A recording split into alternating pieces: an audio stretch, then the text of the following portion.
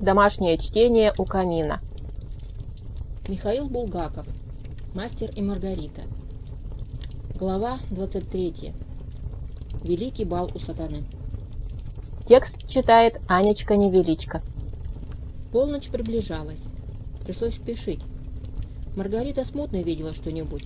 Запомнились свечи и самоцветный какой-то бассейн. Когда Маргарита стала на дно этого бассейна, Гелла и помогающая ей Наташа окатили Маргариту какой-то горячей, густой и красной жидкостью. Маргарита ощутила соленый вкус на губах и поняла, что ее моют кровью. Кровавая мантия сменилась другой, густой, прозрачной, розоватой, и у Маргариты закружилась голова от розового масла.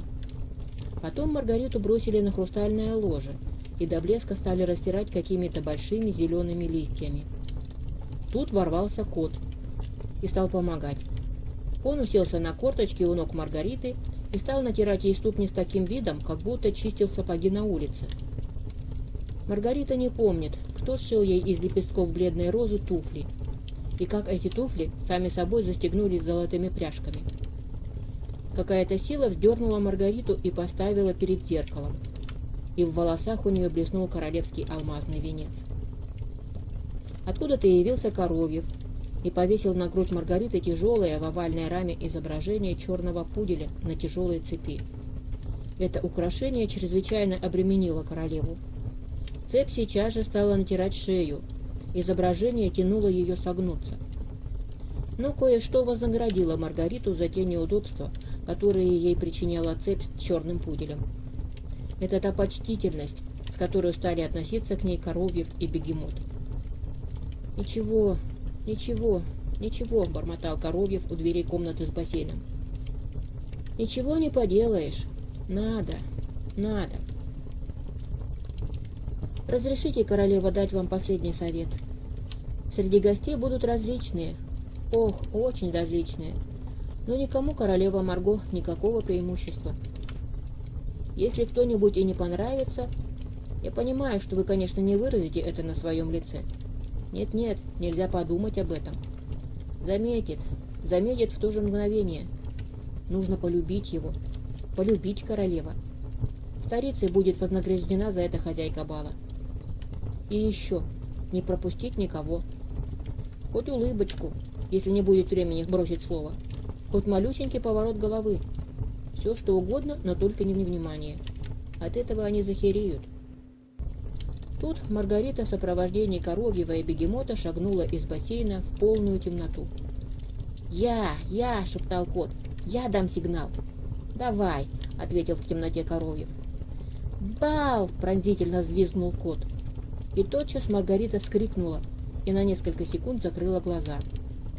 Бал упал на нее сразу в виде света, вместе с тем звука и запаха. Уносимая под руку Коровьевым, Маргарита увидела себя в тропическом лесу. Красногрудые зеленохвостые попугаи цеплялись за лианы, перескакивали по ним и оглушительно кричали: «Я восхищен!»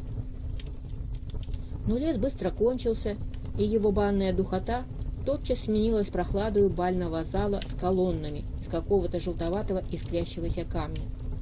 Этот зал, так же как и лес, был совершенно пуст, и лишь у колонн неподвижно стояли обнаженные негры в серебряных повязках на головах. Лица их стали грязно-бурыми от волнения, когда в зал влетела Маргарита со своей свитой, в которой откуда-то взялся Азазелло. Тут Коровьев выпустил руку Маргариты и шепнул: «Прямо на тюльпаны». Невысокая стена белых тюльпанов выросла перед Маргаритой, а за нею она увидела бесчисленные огни в колпачках, и перед ними белые груди и черные плечи фрачников. Тогда Маргарита поняла, откуда шел бальный звук. На нее обрушился рев труб, а вырвавшийся из-под него взмыв скрипок окатил ее тело, как кровь. Оркестр «Человек в полтораста» играл полонез.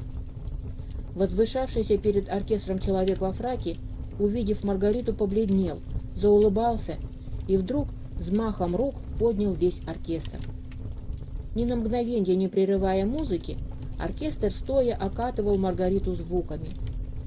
Человек над оркестром отвернулся от него и поклонился низко, широко разбросив руки. и Маргарита, улыбаясь, помахала ему рукой. «Нет, мало, мало!» – зашептал Коровьев. «Он не будет спать всю ночь. Крикните ему: «Приветствую вас, король вальсов!»» Маргарита крикнула это и подивилась тому, что ее голос, полный как колокол, покрыл вой оркестра.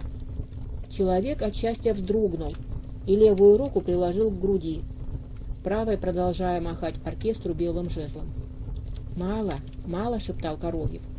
«Глядите налево, на первые скрипки, и кивните так, чтобы каждый думал, что вы его узнали в отдельности. Здесь только мировые знаменитости. Вот этому, за первым пультом. Это Вьетан. Так, очень хорошо, теперь дальше». «Кто дирижер?» – отлетая спросила Маргарита. «Йоганн Штраус!» – закричал кот. «И пусть меня повесят в тропическом саду на лиане, если на каком-нибудь балу когда-либо играл такой оркестр. Я приглашал его. И заметьте, ни один не заболел и ни один не отказался». В следующем зале не было колонн. Вместо них стояли стены красных, розовых, молочно-белых роз с одной стороны, а с другой – стена японских махровых камелий. Между этими стенами уже били, шипя, фонтаны, и шампанское вскипало пузырями в 3 бассейнах, из которых был первый прозрачно-фиолетовый, второй рубиновый, третий хрустальный. Возле них метались негры в алых повязках, серебряными черпаками наполняя из бассейнов плоские чаши. В розовой стене оказался пролом, и в нем на эстраде кипятился человек в красном с ласточкиным хвостом фраке. Перед ним гремел нестерпимо громко джаз. Лишь только дирижер увидел Маргариту, он согнулся перед нею так, что руками коснулся пола, потом выпрямился и пронзительно вскричал: «Аллилуйя!». Он хлопнул себя по коленке раз, потом накрест по другой, 2, вырвал из рук у крайнего музыканта тарелку, ударил ею по колонне. Улетая, Маргарита видела только, что виртуоз-джаз-бандист, борясь с полонезом, который дул Маргарите в спину, бьет по головам джаз-бандистов своей тарелкой, и те приседают в комическом ужасе. Наконец вылетели на площадку, где, как поняла Маргарита, ее во тьме встречал Коровьев с лампадкой. Теперь на этой площадке глаза слепли от света, льющегося из хрустальных виноградных гроздьев. Маргариту установили на место, и под левой рукой у нее оказалась низкая аметистовая колонка. «Руку можно будет положить на нее, если станет очень трудно», — шептал Коровьев. Какой-то чернокожий подкинул под ноги Маргарите подушку с вышитым на ней золотым пуделем, и на нее она, повинуясь чьим-то рукам, поставила, согнув в колени, свою правую ногу. Маргарита попробовала оглядеться. Коровьев и Азазелла стояли возле нее в парадных позах. Рядом с Азазелло еще 3 молодых людей, смутно чем-то напоминавших Маргарите Абадонну. В спину веяло холодом. Оглянувшись, Маргарита увидела, что из мраморной стены сзади нее пьет шипящее вино и стекает в ледяной бассейн. У левой ноги она чувствовала что-то теплое и мохнатое. Это был бегемот. Маргарита была в высоте. Из-под ног ее вниз уходила грандиозная лестница, крытая ковром. Внизу, так далеко, как будто бы Маргарита смотрела обратным способом в бинокль, она видела громаднейшую швейцарскую, с совершенно необъятным камином, холодную и черную пасть которого мог свободно въехать 5-тонный грузовик. Швейцарская и лестница, до боли в глазах залитая светом, были пусты. Трубы теперь доносились до Маргариты издалека. Так простояли неподвижно около минуты. «Где же гости?» — спросила Маргарита у Коровьева. «Будут, королева. Будут. Сейчас будут. В них недостатка не будет. И право, я предпочел бы рубить дрова, вместо того, чтобы принимать их здесь, на площадке». «Что рубить дрова?» — подхватил словоохотливый кот. «Я хотел бы служить кондуктором в трамвае. А уж хуже этой работы нет ничего на свете». «Все должно быть готово заранее, королева», — объяснял Коровьев, поблескивая глазом сквозь испорченный монокль. Ничего не может быть гаже, чем когда приехавший первым гость мыкается, не зная, что ему предпринять, а его законная Мегера шепотом пилит его за то, что они приехали раньше всех. Такие балы надо выбрасывать на помойку, королева. Определенно, на помойку, подтвердил кот. До полуночи не более 10 секунд, добавил Коровьев. Сейчас начнется. Эти 10 секунд показались к Маргарите чрезвычайно длинными. По-видимому, они истекли уже, и ровно ничего не произошло. Но тут вдруг что-то грохнуло внизу, в громадном камине, и из него выскочила виселица с болтающимся на ней полурассыпавшимся прахом. Этот прах сорвался с веревки, ударился об пол, и из него выскочил черноволосый красавец во фраке и лакированных туфлях. Из камина выбежал полуистлевший небольшой гроб. Крышка его отскочила, и из него вывалился другой прах. Красавец галантно подскочил к нему и подал руку калачиком. Второй прах сложился в нагую вертлявую женщину в черных туфельках и с черными перьями на голове. И тогда оба, и мужчина, и женщина, заспешили вверх по лестнице. «Первые!» — воскликнул Коровьев. «Господин Жак с супругой!» «Рекомендую вам, королева, один из интереснейших мужчин. Убежденный фальшивомонетчик, государственный изменник, но очень недурной алхимик. Прославился тем, шепнул на ухо Маргарите Коровьев, что отравил королевскую любовницу. А ведь это не с каждым случается. Посмотрите, как красив». Побледневшая Маргарита, раскрыв рот, глядела вниз и видела, как исчезают в каком-то боковом ходу швейцарской и виселица, и гроб. «Я в восхищении!» — орал прямо в лицо поднявшемуся по лестнице господину Жаку кот. В это время внизу из камина появился безголовый, с оторванной рукой скелет, ударился озимь и превратился в мужчину во фраке. Супруга господина Жака уже становилась перед Маргаритою на одно колено, и, бледная от волнения, целовала колено Маргариты. «Королева!» — бормотала супруга господина Жака. «Королева в восхищении!» — кричал Коровьев. «Королева!» — тихо сказал красавец господин Жак. «Мы в восхищении!» — завывал кот. Молодые люди, спутники Азазелла, улыбаясь безжизненными, но приветливыми улыбками, уже теснили господина Жака с супругой в сторону, к чашам с шампанским, которые негры держали в руках.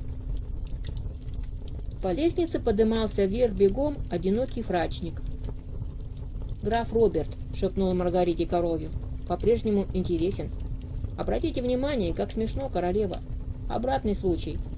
Этот был любовником королевы и отравил свою жену». «Мы рады, граф!» — вскричал бегемот. Из камина подряд один за другим вывалились, лопаясь и распадаясь, 3 гроба. Затем кто-то в черной мантии, которого следующий, выбежавший из черной пасти, ударил в спину ножом. Внизу послышался сдавленный крик. Из камина выбежал совсем почти разложившийся труп.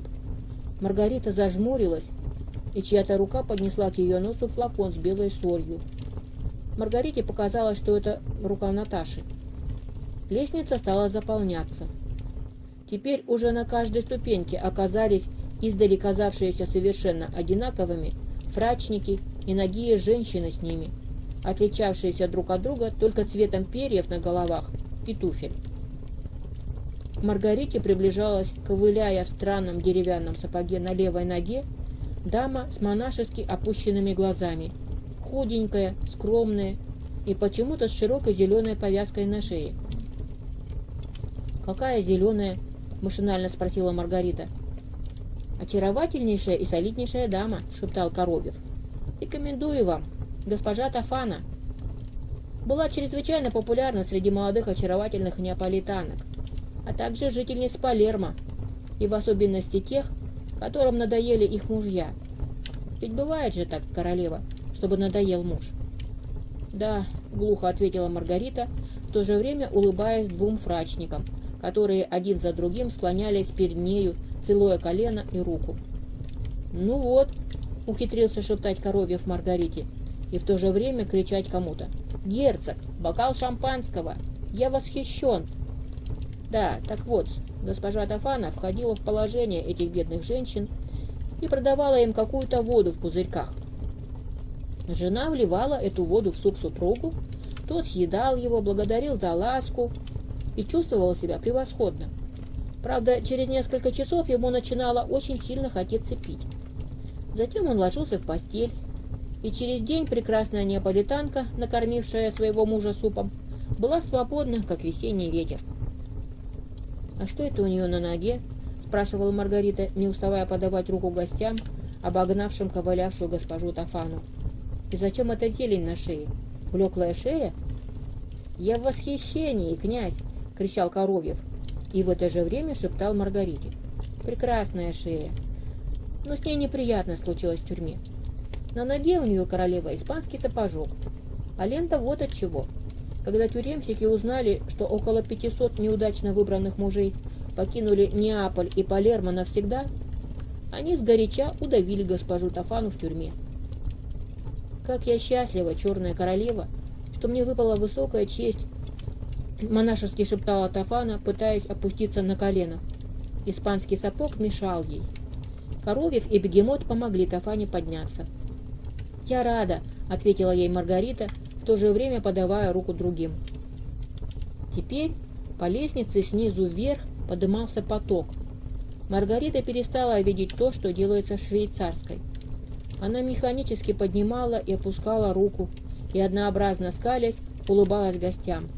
В воздухе на площадке уже стоял гул из покинутых Маргаритой бальных зал, как море слышалась музыка. А вот эта скучная женщина уже не шептал, а громко говорил Коровьев, зная, что в гуле голосов его уже не расслышат. Обожает балы, все мечтает пожаловаться на свой платок. Маргарита поймала взглядом среди подымавшихся ту, на которую указывал Коровьев. Это была молодая женщина лет 20, необыкновенного по красоте сложения, но с какими-то беспокойными и назойливыми глазами. «Какой платок?» – спросила Маргарита. «К ней камеристка приставлена», – пояснил Коровьев. «И 30 лет кладет ей на ночь на столик носовой платок. Как она проснется, так платок уже тут. Она уж сжигала его в печи и топила в реке, но ничего не помогает». «Какой платок?» – шептала Маргарита, подымая и опуская руку. «С синей каемочкой платок. Дело в том, что, когда она служила в кафе, хозяин как-то зазвал ее в кладовую, а через 9 месяцев она родила мальчика. Унесла его в лес и засунула ему в рот платок, а потом закопала мальчика в земле. На суде она говорила, что ей нечем кормить ребенка». «А где же хозяин этого кафе?» – спросила Маргарита. «Королева!» – вдруг заскрипел снизу кот. «Разрешите мне спросить вас, при чем же здесь хозяин? Ведь он не душил младенца в лесу». Маргарита, не переставая улыбаться и качать правой рукой, острые ногти левой запустила в Бегемотово ухо и зашептала ему: «Если ты, сволочь, еще раз позволишь себе впутаться в разговор...» Бегемот как-то не по-бальному вспискнул и захрипел. «Королева, ухо вспухнет!» «Зачем же портить бал вспухшим ухом? Я говорил юридически, с юридической точки». «Молчу, молчу. Считайте, что я не кот, а рыба. Только оставьте ухо». Маргарита выпустила ухо, и назойливые мрачные глаза оказались перед ней. «Я счастлива, королева-хозяйка, быть приглашенной на великий бал полнолуния». «А я, — ответила ей Маргарита, — рада видеть вас. Очень рада. Любите ли вы шампанское?» «Что вы изволите делать, королева?» — отчаянно, но беззвучно вскричал на ухо Маргарите Коровьев. «Получится затор». «Я люблю», — моляще говорила женщина, и вдруг механически стала повторять: «Фрида, Фрида, Фрида, меня зовут Фрида, о королева». «Так вы напейтесь сегодня пьяной, Фрида, и ни о чем не думайте», — сказала Маргарита. Фрида протянула обе руки Маргарите, но Коровьев и Бегемот очень ловко подхватили ее под руки, и ее затерло в толпе. Теперь снизу уже стеною шел народ, как бы штурмуя площадку, на которой стояла Маргарита. Голые женские тела подымались между фрачными мужчинами, но Маргариту наплывали их смуглые и белые, и цвета кофейного зерна, и вовсе черные тела. В волосах рыжих, черных, каштановых, светлых, как лен, в ливне света играли и плясали, рассыпали искры драгоценные камни. И как будто кто-то окропил штурмующую колонну мужчин камельками света, с грудей брызгали светом бриллиантовые запонки. Теперь Маргарита ежесекундно ощущала прикосновение губ к колену, ежесекундно вытягивала вперед руку для поцелуя. Лицо ее стянуло в неподвижную маску привета. «Я в восхищении!» — монотонно пел Коровьев. «Мы в восхищении! Королева в восхищении!» «Королева в восхищении!» — гнусил за спиною Азазелла. «Я восхищен!» — вскрикивал кот. «Маркиза», — бормотал Коровьев, — «отравила отца, 2 братьев и 2 сестер из-за наследства. Королева в восхищении! Госпожа Минкина, ах, как хороша! Немного нервозно. Зачем же было жечь горничное лицо щипцами для завивки? Конечно, при этих условиях зарежут. Королева в восхищении! Королева, секунду внимания. Император Рудольф, чародей и алхимик. Еще алхимик, повешен. Ах, вот и она! Ах, какой чудесный публичный дом был у нее в Страсбурге! Мы в восхищении! Московская портниха. Мы все ее любим за неистощимую фантазию. Держала ателье и придумала страшно смешную штуку. Провертела 2 круглые дырочки в стене. «А дамы не знали?» — спросила Маргарита. «Все до одной знали, королева», — отвечал Коровьев. «Я в восхищении». Этот 20-летний мальчуган с детства отличался странными фантазиями. Мечтатель и чудак. Его полюбила одна девушка, а он взял да и продал ее в публичный дом. Снизу текла река. Конца этой реке не было видно. Источник ее, громадный камин, продолжал ее питать. Так прошел час, и прошел 2-й час. Тут Маргарита стала замечать, что цепь ее сделалась тяжелее, чем была. Что-то странное произошло и с рукой. Теперь, перед тем, как поднять ее, Маргарите приходилось морщиться.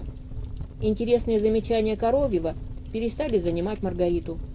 И раскосые монгольские лица, и лица белые, и черные сделались безразличными, по временам сливались, а воздух между ними почему-то начинал дрожать и струиться.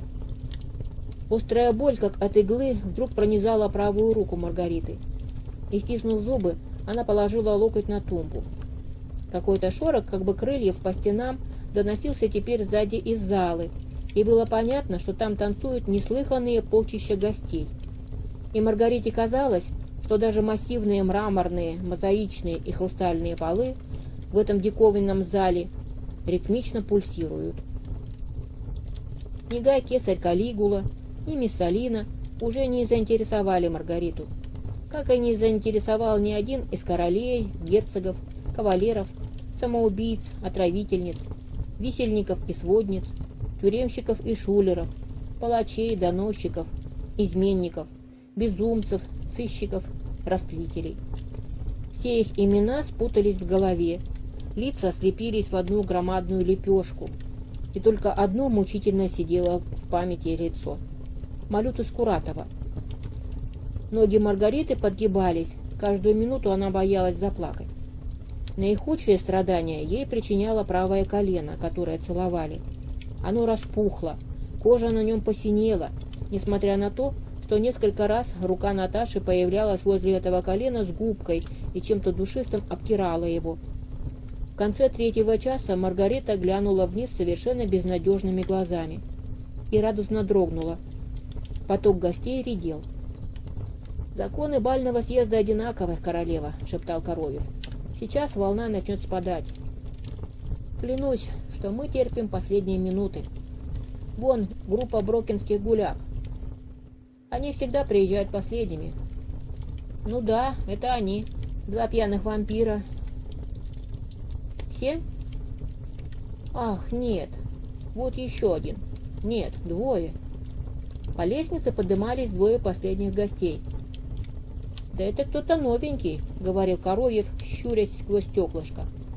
Ах, да.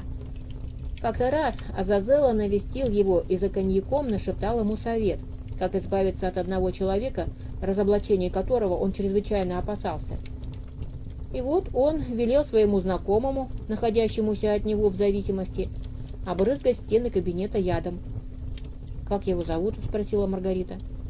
«А право я еще сам не знаю», — ответил Коровьев. «Надо спросить у Азазела». «А кто с ним?» «А вот этот самый исполнительный его подчиненный». «Я восхищен», — прокричал Коровьев последним двум. Лестница опустела. Из осторожности подождали еще немного, но из камина более никто не выходил. Через секунду, не понимая, как это случилось, Маргарита оказалась в той же комнате с бассейном, и там, сразу заплакав от боли в руке и ноге, повалилась прямо на пол. Но Гела и Наташа, утешая ее, опять повлекли ее в подкровавый душ, опять размяли ее тело, и Маргарита вновь ожила. «Еще, королева Марго», — шептал появившийся рядом Коровьев. «Надо облететь залы, чтобы почтенные гости не чувствовали себя брошенными». И Маргарита вновь вылетела из комнаты с бассейном. На эстраде за тюльпанами, где играл оркестр короля вальсов, теперь бесновался обезьяний джаз. Громадная в лохматых бакенбардах горилла с трубой в руке, тяжело приплясывая, дирижировала. В один ряд сидели орангутанги, дули в блестящие трубы. На плечах у них верхом поместились веселые шимпанзе с гармониями. Два гамадрила в гривах, похожих на львиные, играли на роялях. Этих роялей не было слышно в громе и писке и буханьях саксофонов, скрипок и барабанов, в лапах гибонов, мадрилов и мартышек. На зеркальном полу несчитанное количество пар, словно слившись, поражая ловкостью и частотой движений, вертясь в одном направлении, стеной шло, угрожая смести все на своем пути. Живые атласные бабочки ныряли над танцующими полчищами. С потолков сыпались цветы. В копителях колонн, когда погасало электричество, загорались мириады светляков, а в воздухе плыли болотные огни. Потом Маргарита оказалась в чудовищном по размерам бассейне, окаймленном колоннадой. Гигантский черный Нептун выбрасывал из пасти широкую розовую струю. Одуряющий запах шампанского подымался из бассейна. Здесь господствовало непринужденное веселье. Дамы, смеясь, сбрасывали туфли, отдавали сумочки своим кавалерам или неграм, бегающим с простынями в руках, и с криком ласточкой бросались в бассейн. Пенные столбы взбрасывало вверх. Хрустальное дно бассейна горело нижним светом, пробивавшим толщу вина, и в нем видны были серебристые плавающие тела. Выскакивали из бассейна совершенно пьяными. Хохот звенел под колоннами и гремел, как в бане. Во всей этой кутерьме запомнилось одно совершенно пьяное женское лицо с бессмысленными, но и в бессмысленности умоляющими глазами. И вспомнилось одно слово — Фрида. Голова Маргариты начала кружиться от запаха вина, и она уже хотела уходить, как кот устроил в бассейне номер, задержавший Маргариту. Бегемот наколдовал чего-то у пасти Нептуна, и тотчас с шипением и грохотом волнующаяся масса шампанского ушла из бассейна.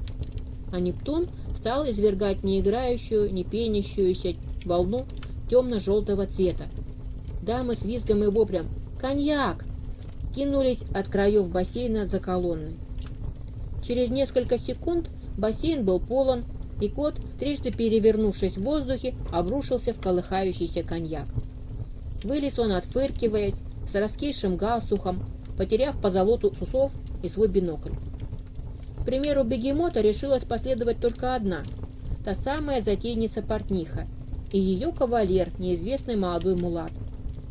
Оба они бросились в коньяк. Но тут Коровьев подхватил Маргариту под руку, и они покинули купальщиков.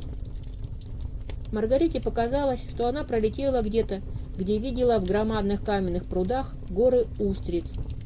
Потом она летала над стеклянным полом с горящими под ним адскими топками и мечущимися между ними дьявольскими белыми поварами. Потом где-то Она, уже переставая что-либо соображать, видела темные подвалы, где горели какие-то светильники, где девушки подавали шипящее на раскаленных углях мясо, где пили из больших кружек за ее здоровье. Потом она видела белых медведей, игравших на гармониках, и пляшущих Камаринского на эстраде, фокусника-саламандру, не сгоравшего в камине. И во второй раз силы ее стали иссякать. «Последний выход», — прошептал ей озабоченно Коровьев, — «и мы свободны». Она в сопровождении Коровьева опять оказалась в бальном зале. Но теперь в нем не танцевали, и гости несметной толпой теснились между колоннами, оставив свободной к середину зала. Маргарита не помнила, кто помог ей подняться на возвышение, появившееся посередине этого свободного пространства зала. Когда она взошла на него, она, к удивлению своему, услышала, как где-то бьет полночь, которая давным-давно, по ее счету, истекла. С последним ударом неизвестно откуда слышавшихся часов молчание упало на толпы гостей. Тогда Маргарита опять увидела Воланда. Он шел в окружении Абадонны, Азазелла и еще нескольких похожих на Абадонну черных и молодых. Маргарита теперь увидела, что напротив ее возвышения было приготовлено другое возвышение для Воланда. Но он им не воспользовался.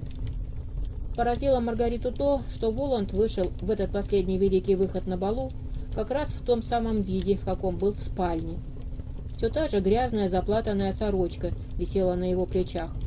Ноги были в стоптанных ночных туфлях. Воланд был со шпагой, но этой обнаженной шпагой он пользовался как тростью, опираясь на нее. Прихрамывая, Воланд остановился возле своего возвышения, и сейчас же Азазелла оказался перед ним с блюдом в руках. И на этом блюде Маргарита увидела отрезанную голову человека с выбитыми передними зубами. Продолжала стоять полнейшая тишина, и ее прервал только один раз далеко послышавшийся непонятный в этих условиях звонок, как бывает с парадного хода. «Михаил Александрович», — негромко обратился Воланд к голове, и тогда веки убитого приподнялись, и на мертвом лице Маргарита, содрогнувшись, увидела живые, полные мысли и страдания глаза. «Все сбылось, не правда ли?» — продолжал Воланд, глядя в глаза головы.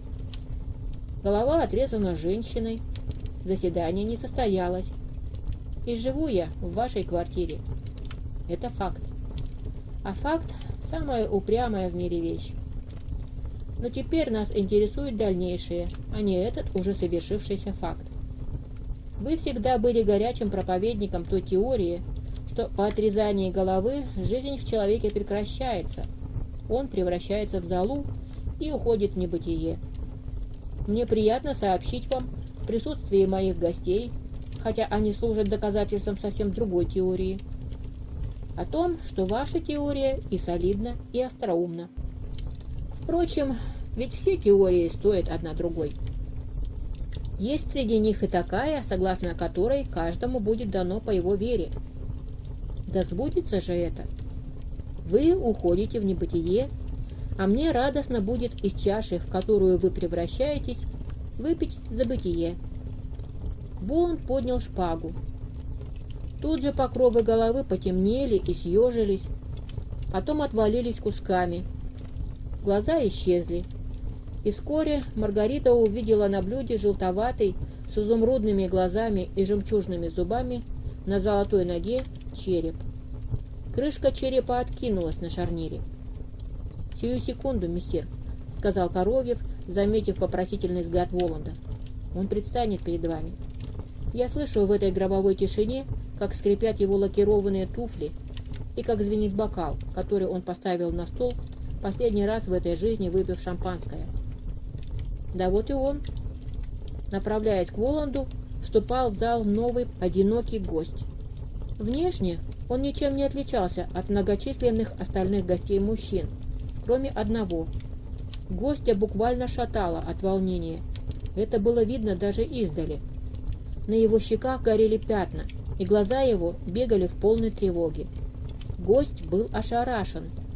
И это было вполне естественно. Его поразило все. И главным образом, конечно, наряд Воланда. Однако встречен был гость отменно ласково. «А, милейший барон Майгель!» Приветливо улыбаясь, обратился Воланд к гостю, у которого глаза вылезали на лоб. «Я счастлив рекомендовать вам», — обратился Воланд к гостям, «почтеннейшего барона Майгеля, служащего зрелищной комиссии в должности ознакомителя иностранцев с достопримечательностями столицы». Тут Маргарита замерла, потому что узнала вдруг этого Майгеля. Он несколько раз попадался ей в театрах Москвы и в ресторанах.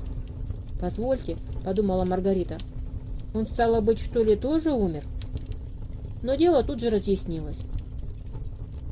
«Милый барон», — продолжал Воланд, радостно улыбаясь, — «был так очарователен, что, узнав о моем приезде в Москву, тотчас позвонил ко мне, предлагая свои услуги по своей специальности, то есть по ознакомлению с достопримечательностями. Само собой, разумеется, что я был счастлив пригласить его к себе». В это время Маргарита видела, как Азазелло передал блюдо с черепом Коровьеву. «Да, кстати, барон», — вдруг интимно понизив голос, проговорил Воланд, — «разнесли слухи о чрезвычайной вашей любознательности. Говорят, что о нас в соединении с вашей не менее развитой разговорчивостью стало привлекать общее внимание. Более того, злые языки уже уронили слово «наушник» и «шпион». И еще более того, есть предположение, что это приведет вас к печальному концу не далее, чем через месяц. Так вот, чтобы избавить вас от этого томительного ожидания, мы решили прийти вам на помощь, воспользовавшись тем обстоятельством, что вы напросились ко мне в гости именно с целью подсмотреть и подслушать все, что можно». Барон стал бледнее, чем Абаддонна, который был исключительно бледен по своей природе. А затем произошло что-то странное. Абаддонна оказался перед бароном и на секунду снял свои очки. В тот же момент что-то сверкнуло в руках Азазелло, что-то негромко хлопнуло, как в ладоши. Барон стал падать навзничь. Алая кровь брызнула у него из груди и залила крахмальную рубашку и жилет. Коровьев подставил чашу под бьющуюся струю и передал наполнившуюся чашу Воланду. Безжизненное тело барона в это время уже было на полу. «Я пью ваше здоровье, господа», — негромко сказал Воланд, и, подняв чашу, прикоснулся к ней губами. Тогда произошла метаморфоза. Исчезла заплатанная рубаха и стоптанные туфли. Воланд оказался в какой-то черной хламиде с остальной шпагой на бедре. Он быстро приблизился к Маргарите, поднес ей чашу и повелительно сказал: «Пей».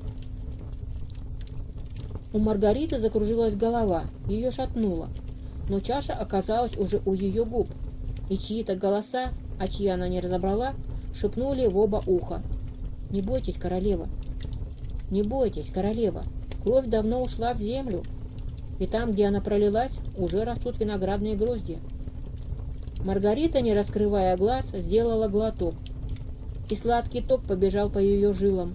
В ушах начался звон. Ей показалось, что кричат оглушительные петухи, что где-то играют марш. Толпы гостей стали терять свой облик. И фрачники, и женщины распались в прах. Тление на глазах Маргариты охватило зал. Над ним потек запах склепа. Колонны рассыпались, угасли огни, все съежилось, и не стало никаких фонтанов, тюльпанов и камелий, а просто было, что было. Скромная гостиная ювелирши, и из приоткрытой в нее двери выпадала полоска света. И в эту приоткрытую дверь и вошла Маргарита.